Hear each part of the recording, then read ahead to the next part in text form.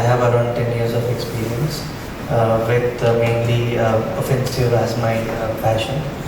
And I'm also the chapter lead for Bangalore SecurityBoat community. And yeah, let's catch up on LinkedIn. So here's my LinkedIn profile. Okay. So what are we going to discuss today? So first thing is basics. What is web application, and why is it important to pen test web applications, and what are the types of web application pen testing, methodology that we can use, the approach that we can use to pen test web applications, and these are some of the methods that we use: reconnaissance, mapping and enumeration, vulnerability analysis, exploitation, post-exploitation, reporting, retesting, and let's see some of the best practices.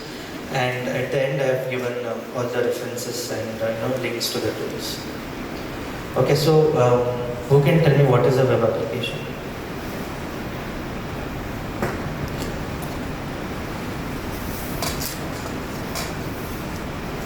Or let me put it this way. Is web application and website same or different? Different. Okay. Like how is it different? Applications are more complex as compared to. Okay, sorry. Applications are more complex as compared to a typical website. A website could also be a static website where we just have some information, whereas an application could be having some features which are given with some heavy logic. That is one example. Yeah, correct. So web applications, yeah, like what's the name? Rahul. Yeah, so like Rahul mentioned, so web application functions at different layers of OSI. We have the presentation layer, we have the application layer, and we have the data layer. And we use all these web applications on our day-to-day activities, in order to simplify our tasks. So we don't have to typically use a software program that we have to install and then perform those functionalities. So these web applications make that easy for us, by giving us an interface through the web browser, and we can interact through the web browser, get our things done, and all the complex functionalities are packed in a web application. So in the presentation layer, we have a client. Client can be anything, laptop or mobile, and then the internet. And there are two layers in application. So one is the web application server, and one is the database server. So web application and application server, they can have multiple users according to the web application functionality. And of course, to fetch the data, we need a database server. So web applications usually have a client-side architecture and a server-side architecture. And most commonly, like we use web applications in our day-to-day life, e-commerce applications, banking applications, and social media applications. So why is it important to pen test these web applications then? One thing is like web applications have become a part of our day-to-day life, and we interact with web applications on so frequently that we share a lot of data, we share a lot of inputs there, and it is like we are almost dependent on web applications for certain things in our life.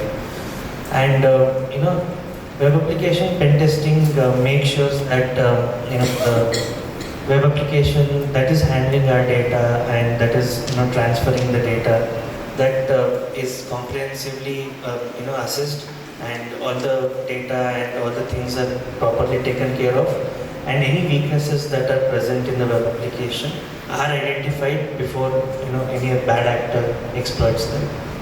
So there are some stats. 43% of the breaches target web apps.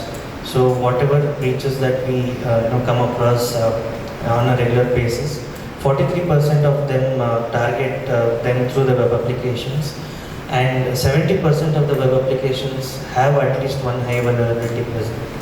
So whatever web applications are out there, 70% of them have at least one high. And there is a very famous quote that a single overlooked endpoint can compromise an entire business. So that is how important a web application is. So a web application is the face of a business. Okay, so let's see what are the types of web application testing. So we talked about what is web application, why we have to pen test web application. So what are the types of web application pen testing or testing that is done? So we have mainly four. One is dynamic analysis. Second one is static analysis. Third is interactive application security testing, that is IAST. And fourth one is out-of-band application security testing. The out-of-band application security testing is something very new, and mostly, many of them follow dynamic analysis and static analysis. But in order to completely cover and assess your web application, it is important that we include IAST and also the out-of-band application security testing. So, what is dynamic application testing? So, dynamic, as the name suggests, it is from the outside we are targeting into the web application. And DAST is something that simulates real-world attack scenarios. And static application security testing, as the name suggests, it is based on code review and configuration review and everything. So it is from inside out. So we first check the code and then come up with vulnerabilities that can affect the later on functionalities of the application. In IAST, it is also called as gray box testing. So it is a kind of invasive testing that we do. We have to give proper workflow of the application in order to understand what the application does and find out the vulnerabilities in that. And out of band is like there are certain vulnerabilities that cannot be exploited even if you perform a DAST or a SAST. So in that case, out of band testing comes into play. For example, SSRF and external entity injections, XML injections and everything. So it was introduced in order to further improve the DAST process. So including DAST and OAST will be a very strong testing methodology. Okay, so we talked about different types of testing. Mainly we'll concentrate today on dynamic application testing, that is popularly called as web application pen testing. So how do we start, or how do we approach a dynamic application testing? So mainly there are these 7 phases that we can follow in order to continue a pen testing of a web application. So the first one is reconnaissance. Second is mapping and enumeration. Third is vulnerability analysis. Fourth is exploitation. Fifth is post-exploitation. Sixth is reporting. And seventh is retesting. So let's go one by one about all these each phases and see. Okay, so reconnaissance, the digital snippet. So how many of you have done reconnaissance? In some way or the other, we would have done some reconnaissance in our day-to-day life. Any examples of that? Anybody can give?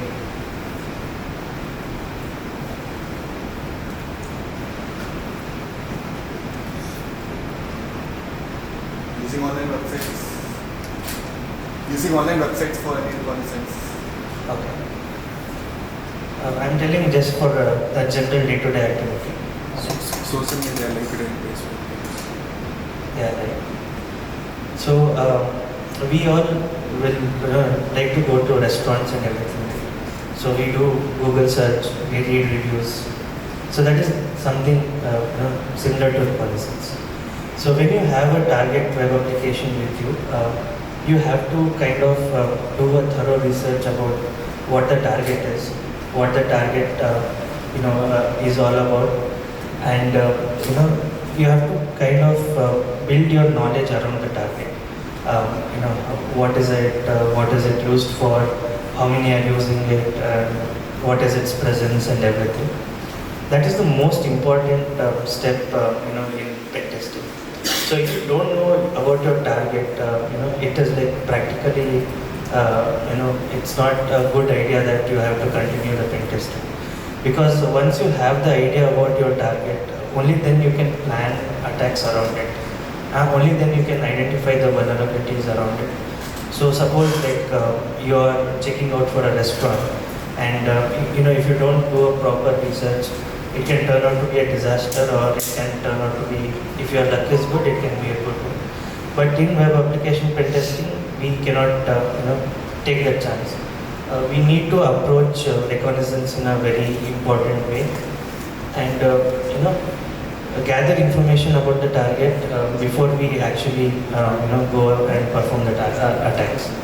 So broadly, there are two types of reconnaissance. One is passive and one is active. So passive reconnaissance is just like you are sitting outside of the target web application, just looking into the activities, what is happening around the target.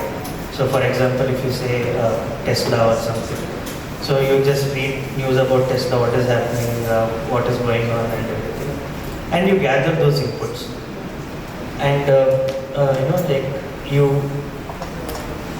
gather information from publicly available sources like search engines, social media, the target's website, and you're not directly interacting with it. You're just like gathering much more information about it. So some of the tools that you can use for passive reconnaissance is having search engines, Google or DuckDuckGo, and using Google Docs, Whoislookup, social media pages, etc. And the second one is active reconnaissance.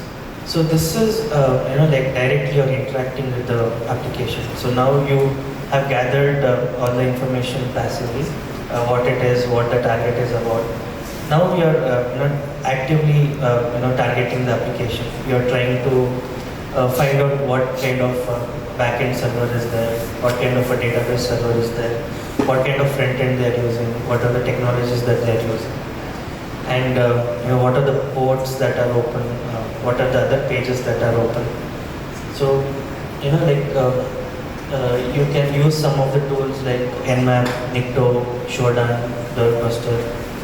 And once you have active reconnaissance, you get a fairly good idea about how the application is built, what are the tech stacks of the application, and how you can approach the next attacks. Okay, so this is one screenshot from the tool Nikto. So as you can see, so Nikto is available in Kali Linux.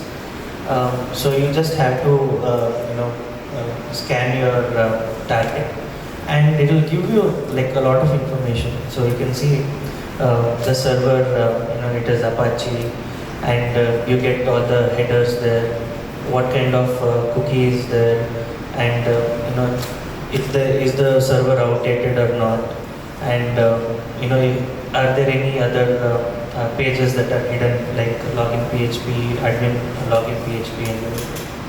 So this is just an example of how you can use the tools for performing active reconnaissance. Okay, so after the reconnaissance, next is mapping and enumeration. So follow the endpoints. So once you have completed your active reconnaissance, right, you will get a fair idea about how the application is built, what are the endpoints, what are some of the URLs that you have taken through, and everything. In mapping and enumeration, you have to map the functionality and the business logic of the application. So for example, e-commerce application, let's take some ABC e-commerce application. So during mapping and enumeration, you have to kind of map what the application is doing and what are the business logics that are there in the application. So the best way to do is, you go through the web application end to end once, as a normal user, you just keep on clicking all the links that are there. Just see what is happening. Just observe what is happening. Is the application behaving strangely during some kind of clicks or some submit buttons or anything? And then you kind of correlate what is happening and what are the functionalities of the application that is present. So that is mapping, and enumeration is listing all the elements that are present in the web application. So there might be like lot of endpoints in the web application, right?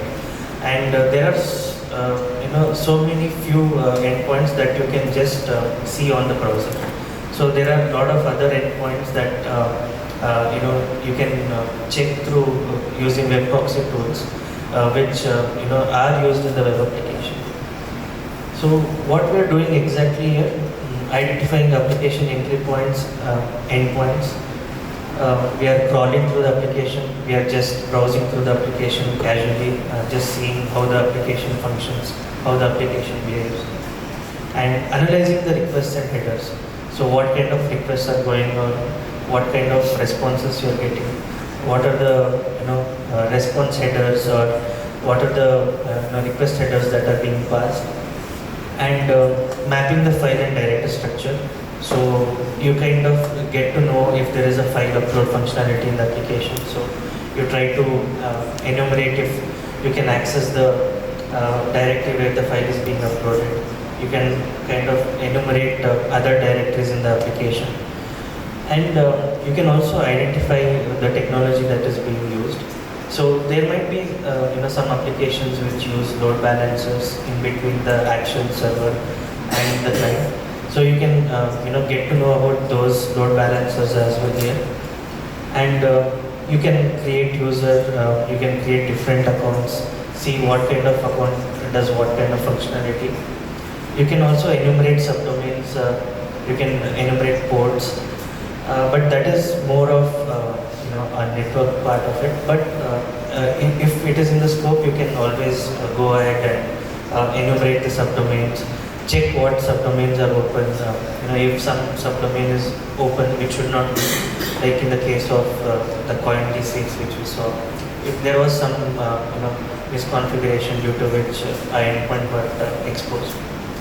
Check what are the HTTP methods that are supported, get, post, trace, and these are some of the things that you can do in mapping and enumeration.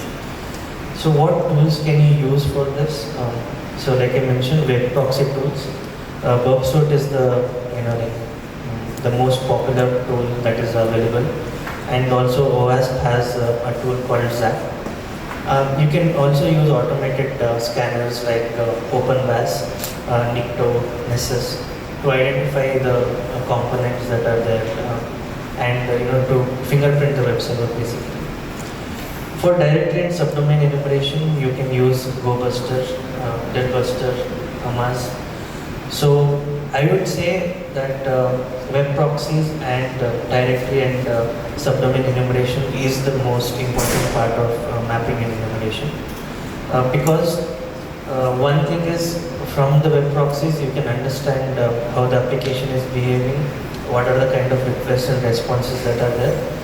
From the directory and subdomain enumeration, you can enumerate the hidden directories, hidden subdomains that are not like exposed directly. So these are some of the snapshots for the tools. We have the Burpsuit there, and this is the Amas.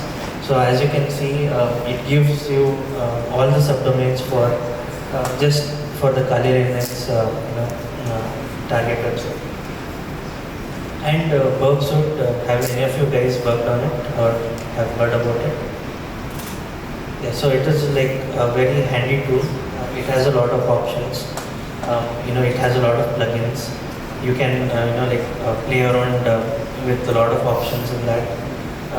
And also it is helpful in a lot of activities like brute forcing or identifying the sequence or anything like that. So the next phase will be vulnerability analysis, the entry points.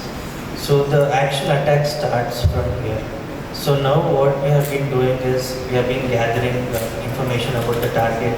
We have been doing all the enumerations. We have been like kind of collecting the data around the target. And we have also kind of got some information about what vulnerabilities might be present by seeing at the enumeration and the reconnaissance that we have done. And during the vulnerability analysis is when we try and perform different attacks on our target. So first is identifying weaknesses in the application logic and configuration. So web application is as good as its logic. So whatever web application runs is basically on business logic and the functionalities. So the main thing is to attack the weak logic implementations that a web application has, and configurations. So configurations are like you have everything in place, but if the configurations are not right, nothing will work for it. So manually testing all these endpoints. So all the enumerated endpoints, you have to go check manually. See the parameters that are there. What kind of parameters are being passed? What is the cookies that are being passed? And also check for certain security misconfigurations. Do they have implemented a proper cookie flags? Do they have a proper access control in place? And for this, OWASP top 10 is like a starting point for pen testing.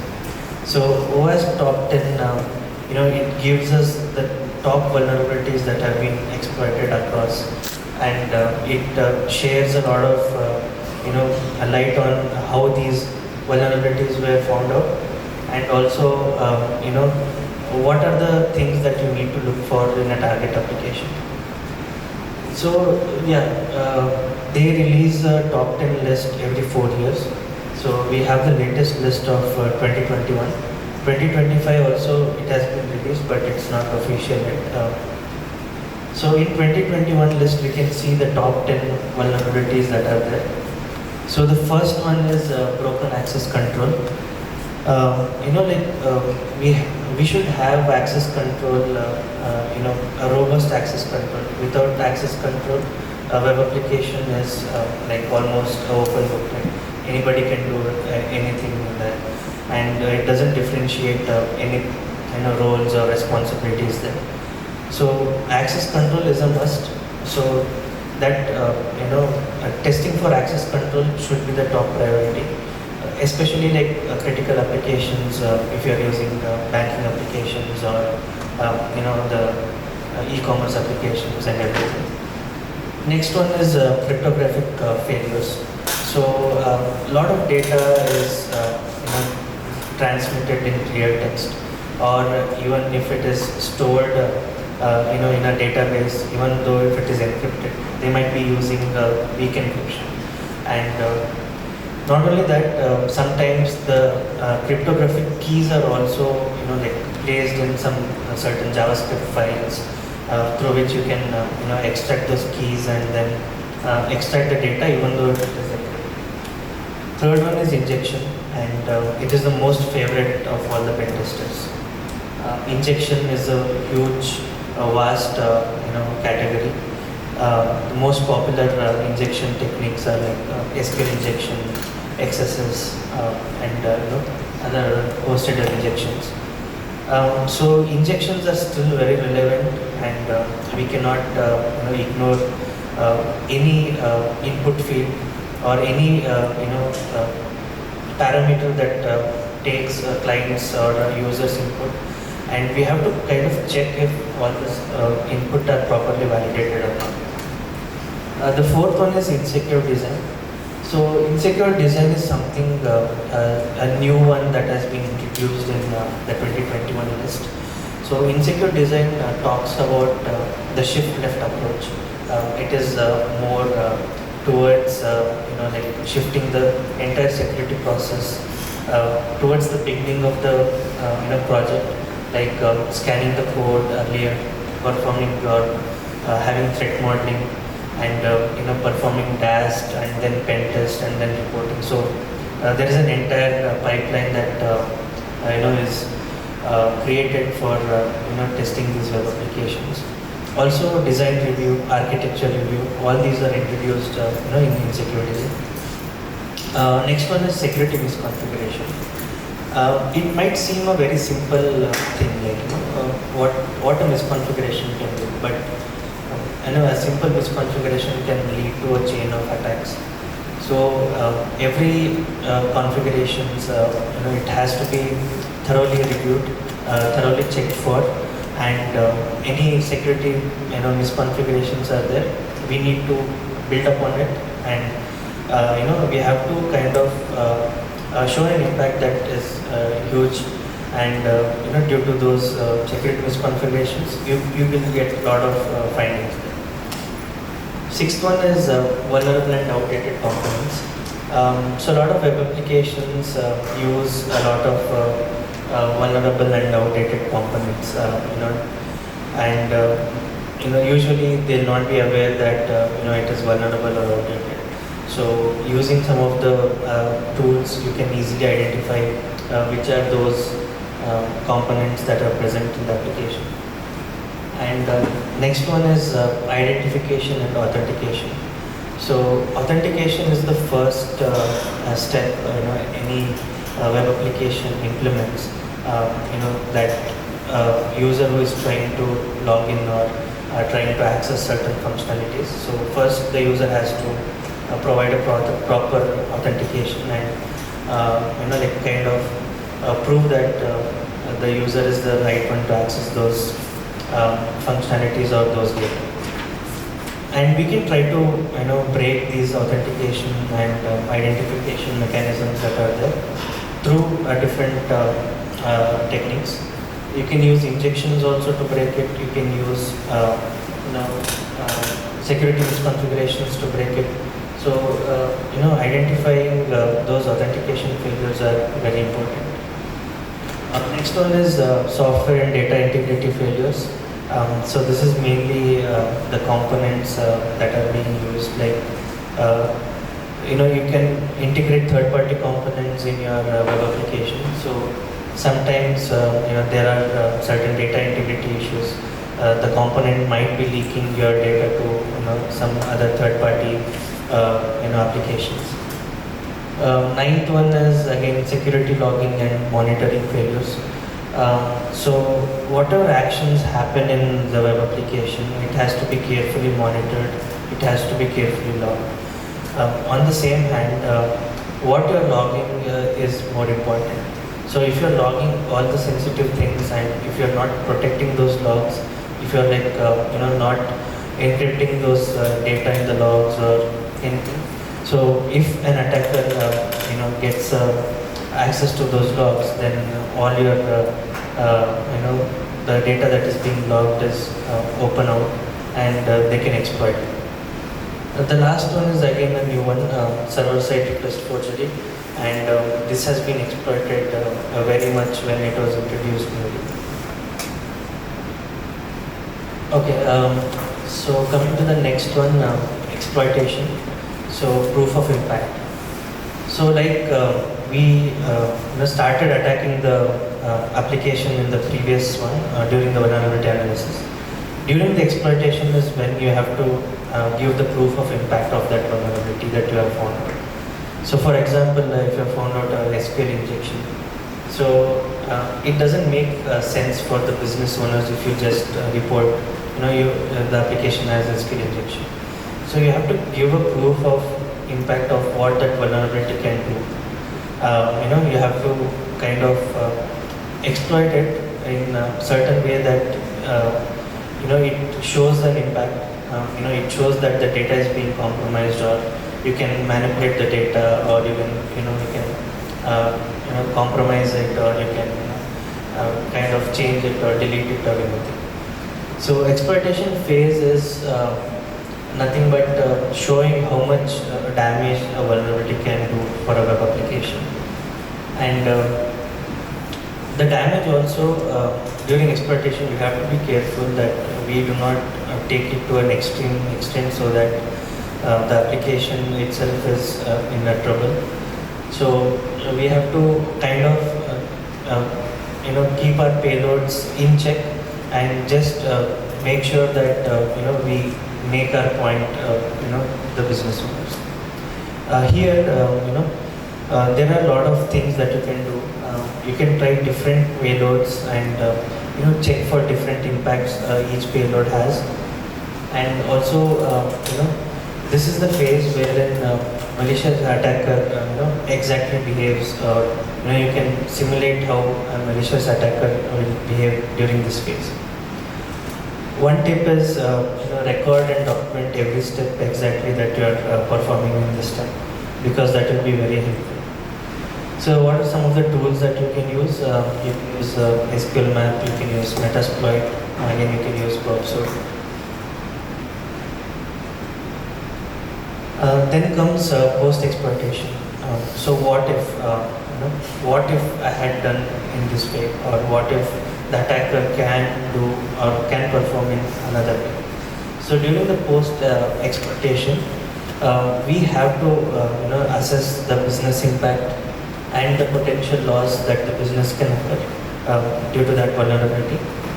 And a lot of attackers create a backdoor or create a user account so that it is useful in the future. It is like having a persistence on that application. And we have to check for what are the other sensitive information that has been disclosed during those attacks. And try and get some privilege escalations, horizontal, vertical, try to move laterally along the web application server, try to see if you are reaching any other application that is hosted there. So that is all in post-exploitation. So this is like cherry on the cake. Once you have done exploitation, if you find something else, that is like you can increase your severity of the finding. Reporting, again the main part. So whatever we have done till now is technical, and maybe I'll understand or you'll understand what has happened. But how do you make a common application user understand what the vulnerabilities are? That is where reporting comes into picture. So it is like a pen testing report should be in such a way that anybody who is going through can get a sense of what has happened and what the vulnerability was, what the impact was. So what the report should have? So ideally the report should have the technical details of the vulnerability, of course, how it was exploited, how was it discovered, and what are the ways it can be exploited. And we have to translate the technical findings to business risk. So we have to make users understand what is the risk that these findings have on the business. And there should be a title and severity. Yeah. So each vulnerability has to have a severity, and to give that severity rating, you can either use CVSS scoring or also use the WASP risk rating. Fifth one is most important. You have to give proper reproduction steps on how this vulnerability was identified. What are the steps that you have taken to exploit it, to get any access or anything. Sixth one, also remediation. So our job doesn't end just by giving those 5 things. So remediation is the most important thing. You have to suggest the business on how to fix it, what to do so that the vulnerabilities are not found again. So remediation, it is like you are giving the solution to whatever you have done earlier. And one more tip is remediation is most often overlooked, but this is the most important when it comes to your interviews. And if you are able to give the remediation steps properly, that is a huge plus. So this is a template of how a report should be. So you have the findings here, you have the evidence, you have the risk rating. So all this consists of a good report. You can refer to these bug bounty platforms as well for how a report should be, what should be in a report and everything. Yeah, so we have come to the last phase, retesting. So once you have submitted your reports and everything, the team fixes it, and then again you have to verify if the fixes are proper or not. So that is in the retesting that you do. So first thing that you do is you reuse your original payloads and trace your exact steps that you have done during your first assessment and check if the issue has been fixed.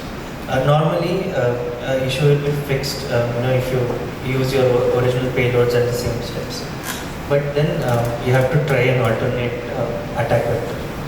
So usually what happens is when you give a report, a lot of fixes happen only for that particular approach or only for that particular steps. So you have to test with alternate attack vectors. You have to test with alternate payloads. You have to test with alternate logics, so that you can identify if the real root cause of the issue was remediated or it was just a quick fix in order to just push it for the next level.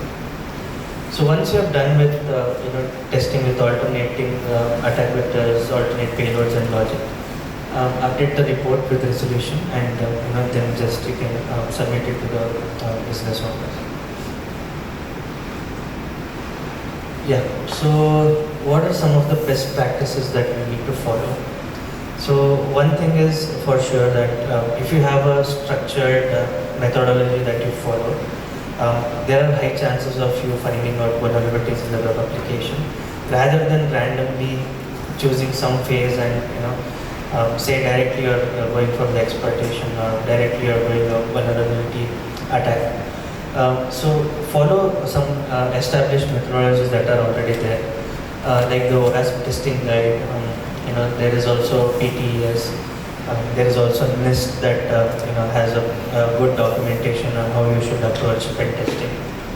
And your first focus has to be on the OWASP top 10 vulnerabilities, and that represents the major things that are happening around the world. And next one is combine automated and manual testing. So it should be both, right? You should not entirely depend on the tools, or you should not be like, I'm not using any tools, I'll do manually. So the tools have to complement all your scenarios and all the vulnerabilities that you're trying to find out. And let me tell you, if you're like only dependent on tools, all the complex logic flaws, the business rule violations, the 0 days, it's very highly unlikely that you will find any of those if you are heavily reliant on tools. Last thing is conduct regular assessments. Having regular assessments helps the security posture of the application to be intact. And perform different types of testing, right? Do grey box, black box, white box, and prioritize and remediate vulnerabilities. So that is one thing. After the testing, it's not done. We have to prioritize those findings and also remediate them. Stay updated and stay compliant. And one thing is document thoroughly. So how much ever you document, that will be a lot of help in the future, and you can refer to all these documents repeatedly for any other assignments or any other projects. So yeah, these are some of the references. So we have the top 10 OWASP top 10. We have the testing guide. We have the Burp Academy here. We have the TCM Academy, how to write a report, and the testing framework and everything.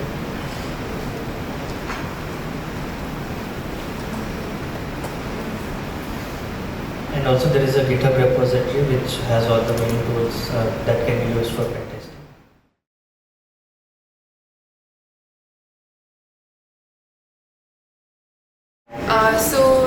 Today was my first day of attending the SecurityBoat community meeting and the conference. So in this, there were two parts which it was divided. First part was about pen testing. Second part was all about AI. And since this was my first meeting, this was really good, and I learned a lot in these 3 to 4 hours. The hospitality was very good. They had snacks, they took care of everything. The arrangement was very nice, and the knowledge that I gained, that is, I don't think so I will find it anywhere. So yeah, I will suggest everyone to please come and attend the security conference of SecurityBoat. It's really good for your career if you are looking for a switch in security, cybersecurity, or anything actually, not only cybersecurity, anything. Hi, my name is Rahul, and I'm a security developer. I got a chance to come to this event. It was a great experience. We got to learn about application security, how you can improve in this field, as well as how you can integrate AI as well as cybersecurity together. Basically, a security analyst or anyone in the security field using AI to improve and further be more efficient. So that's really good. You got to meet really interesting people, and I think I look forward to the upcoming events. So thank you.